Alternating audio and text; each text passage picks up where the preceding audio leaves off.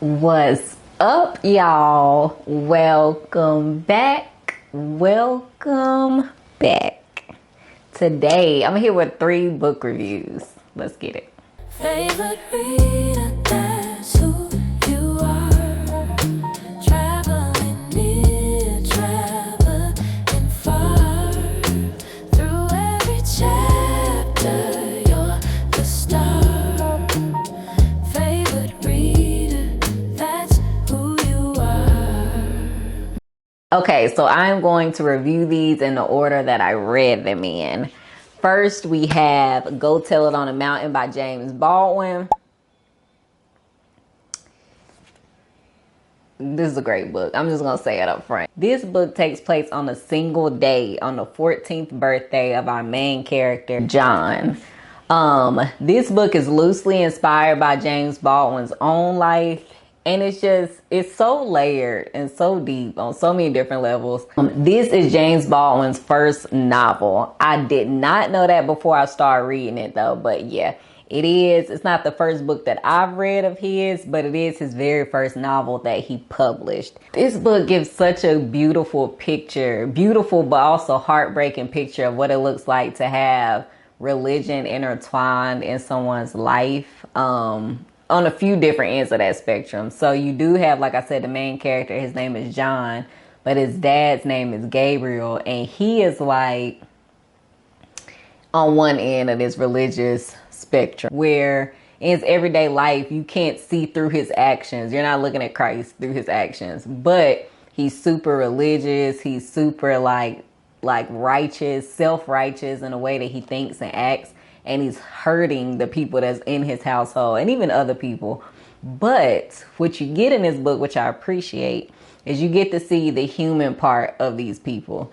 So you get to see their backstory of pretty much all of the main adults. You get to see their backstory, what made them who they are, why they might be hurting other people. And that's not an excuse. This book does not excuse it, but it just gives you more context as to why these people might have grown up to do what they did. John's mom, his aunt, his dad, and you just get to see like this inside view of who they are, but you also get to see them from John's perspective. And again, he's a 14-year-old boy growing up in New York. This book also deals with church hurt and hypocrisy and church cover-ups and how all of that can taint somebody's relationship with religion and even change their perception or their opinion of who God is or their belief in who God is just based on the fruit that they see around them. So great representation of that. I actually liked the fact that we get to see the adult's perspective, but I really do think that it's a powerful,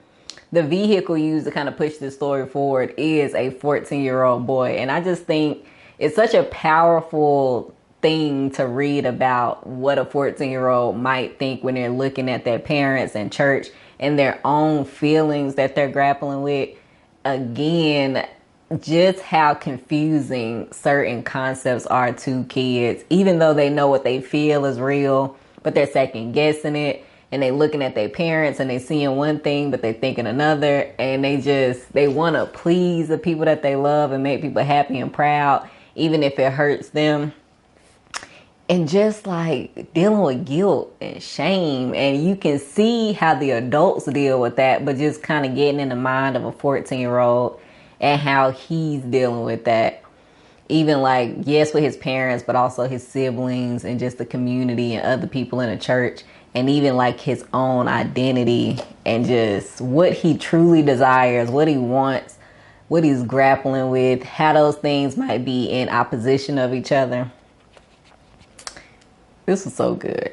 Yeah, and then like dealing with being shunned and ostracized and dealing with the expectations that people put on you versus what you want for yourself. And how all of that, again, can shape your relationship with the church, can shape how you view yourself and the people around you that you love. And also, like, there's a lesson in this, too. There's a lesson in this. Don't follow these people. Follow Christ. Don't follow these people because they will lead you astray. They have warped ideas of what it is to live like rightly. You just see like the harm oozing out of it. Even when there's this desire to want to do the right thing and to want to feel whole, people just take advantage and they confuse themselves. They don't know. They'll hurt people and twist scripture to justify what they're doing. Just so much stuff. And you get to see it from the perspective of the adults, their prayers, but also the perspective of a 14-year-old boy, which I just think it was such a good idea to do it that way. And I know John, our 14-year-old main character, is, like I said, loosely based on James Baldwin. So to think that he wrote this and he is John, but he also, as he got older, gained an understanding of what the older people in his life might have been dealing with, grappling with, confused about, misled themselves, and how that spilt over onto the people in their household. This was just so good. You got to see like what people carry and how we label children and other people and how they carry that and how that can affect them for years to come.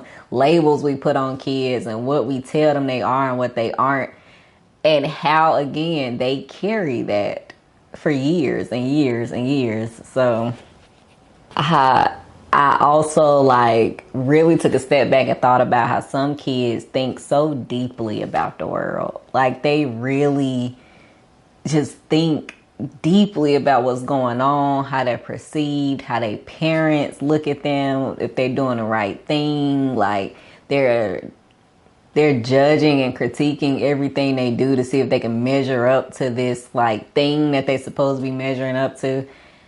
And it's beautifully written, but it's heartbreaking in so many ways when you just see like the number that does on somebody's mind and their psyche. So as a mother myself, I think about the way that we raise our kids, and I'm consistently thinking about if we're like what I'm teaching them that I truly believe is for their betterment, but also things that maybe I'm teaching them this as its fact and is really just not. It's just my preference.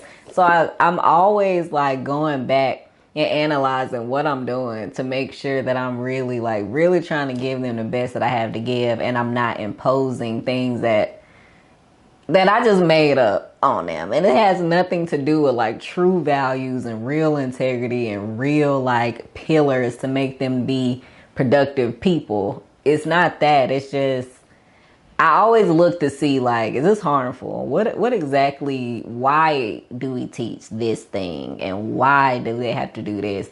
And I'm always thinking like what my expectations are. And if I feel like they are valid, they justify, this is why, and I can kind of get to the root versus that's just my preference. And is that harmful? And why is that, to kind of get to the bottom of it? I really like try to go back and think about what it is we teaching them and why. And I also think, which is interesting, I think when I'm in church, I think about like, what's it like to go to church and you're not a believer? Because I know for a fact, it's people that go to church all the time and they don't want to be there. They being forced to be there. They see hypocrisy. They see a grift. They see whatever it is. And they just like, I don't want to be here, yet here I am. Or they even going just to see like what it's all about. They don't really believe it, but they're like, what is it all about? I think about that too, and what must be going through their head when they sitting in there and they taking it all in. That was a sidebar. Anyways, back to the book. Something that I could say about this book, I felt the same way when I was reading some of Toni Morrison's books, like The Bluest Eye specifically, is that James Baldwin made space for us to be able to look at these bad guys. They are bad, and I'm not doing that because they're not bad. They are bad guys because we want to take the humanity from them. We want to make them be just monsters, other them, like they aren't humans. They give these bad guys their humanity back. So we can look at them and be like, you're a person who made a choice to do XYZ. You intentionally harm these people, or unintentionally, but these are the actual consequences of what you're doing.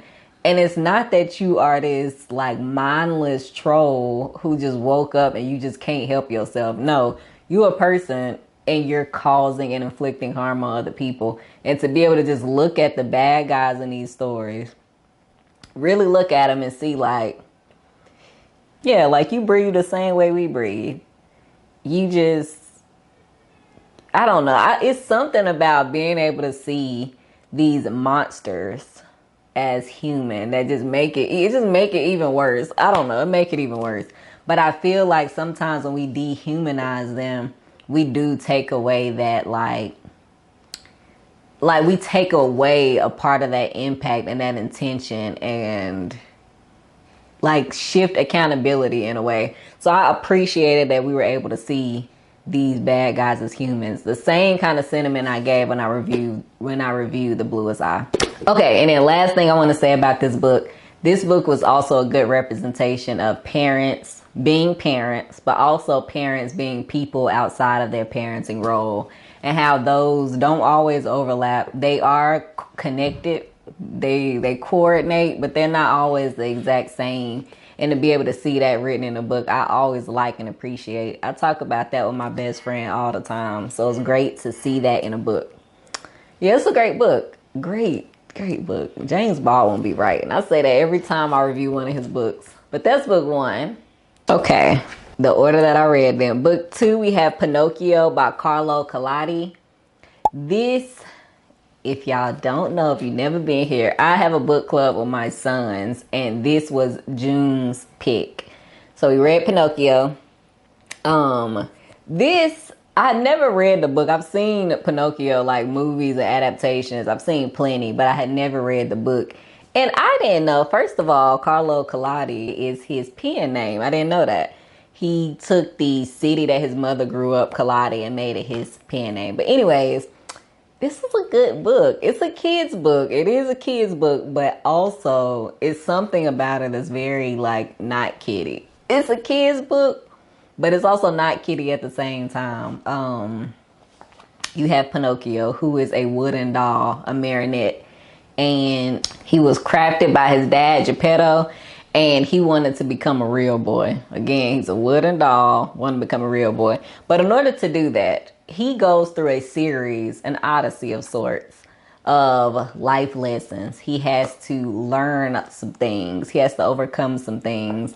He has to get wise counsel along the way. And that can come in the form of a talking cricket, a talking parrot, children, women, men. And they instill and give these wise bits of information to help him become more brave, to help him become more wise and more honest. And you see his transformation too. And it's something that I could see why this has been in publication for so long. I could see why, because it's simple enough. It's something so simple about the way that it's written where you're like, okay, yeah, it's a children's story.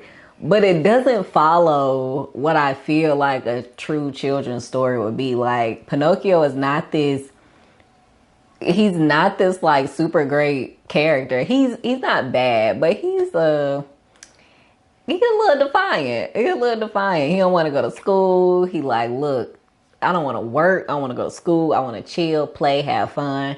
Yeah, what kid wouldn't say that? But you just don't see that like for real in fairy tales.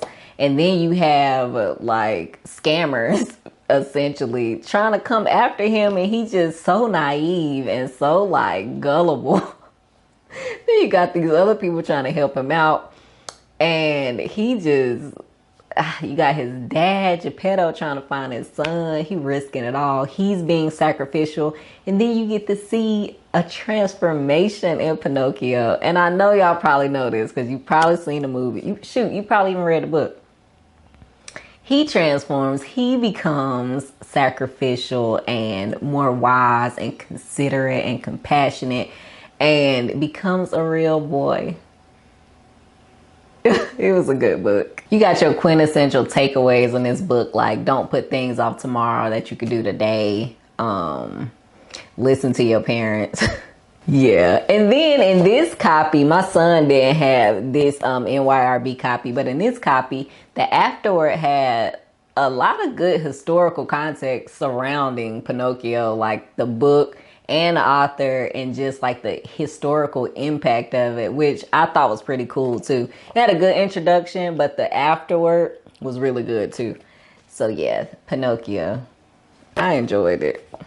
And I actually really like this cover. My son seemed to enjoy it too. Hope y'all can see it. But okay, last book. This book was on my July TBR. I started it in June and I finished it yesterday. I just finished it. That is Black AF History, the Unwhitewashed Story of America by Michael Harriot. This was a gift. I know I done said it 10 times, but it was a gift from Elaine. Thank you, girl. And I finished it. And this was so good. Before I read this, I did see some criticism of the book. Some people didn't like his sense of humor because they was like, first of all, it's a historical book.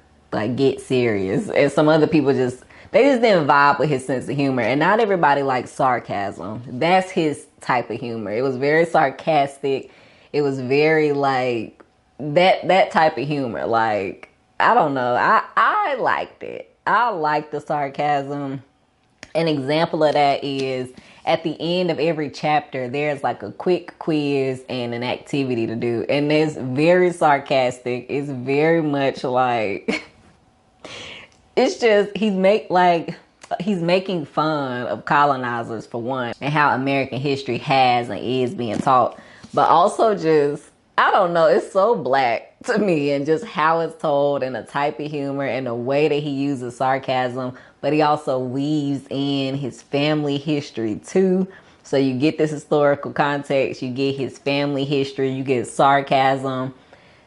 It was a good book to me. It was like written with so much familiarity, like so much. I don't even know. It's so hard to pinpoint one thing, but it's so many examples in here that just made me smirk, smile, giggle, like shake my head. Like I wanted to DM him and be like, what you got against chicken legs? Because he made a point in here talking about like how if you still eat chicken legs, you immature, you need to grow up. You'll have to read the book to see what I'm saying. But it was like funny the way he said it. Just so many different things like that. Just a really good book. Once again, because I've said this in a few other videos where I'm reading books about Black history. But once again, we have a book that focuses on highlighting Black history that's not through the lens of white erasure. And is not dismissive of Black history and Black impact. And it also does not focus on white supremacy at all. This is Black.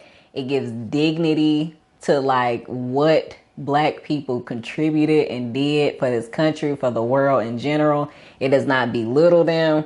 It names the people who actually did what they did. It is very much like, this was such a refreshing book to read. It was just so good. I would read this again. I would read this again. And this is also something that I would definitely like be referring to with my kids later on. So it talks about slavery. It talked about resistance and revolts.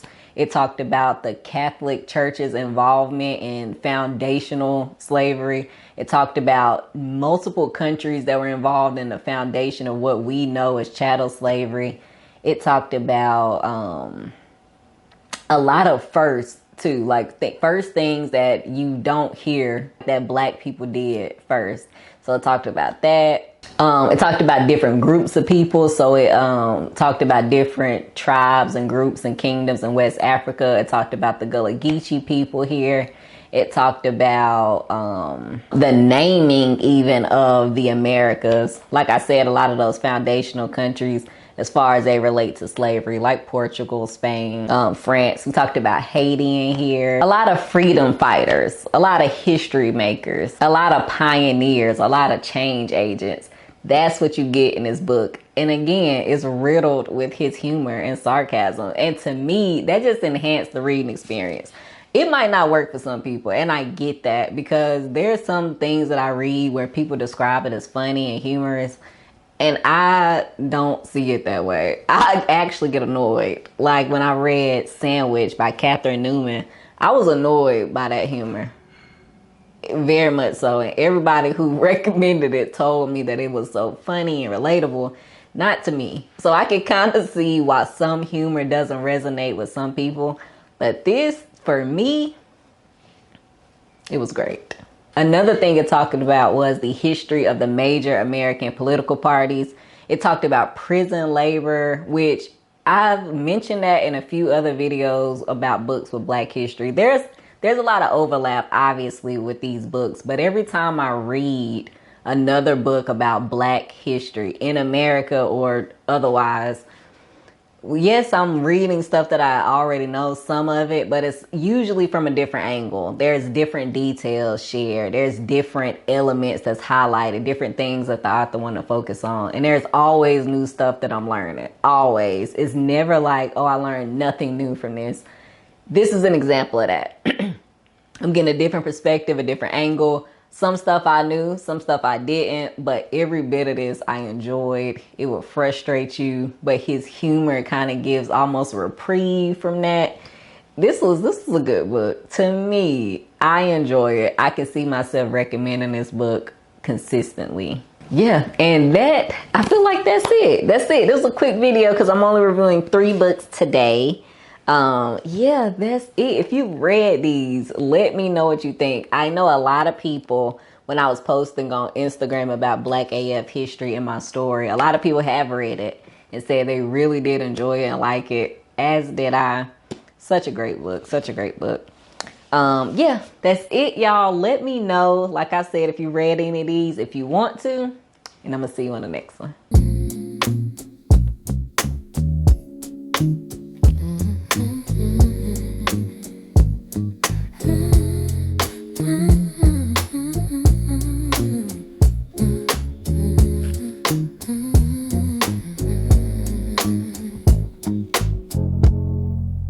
Pages turning soft as silk,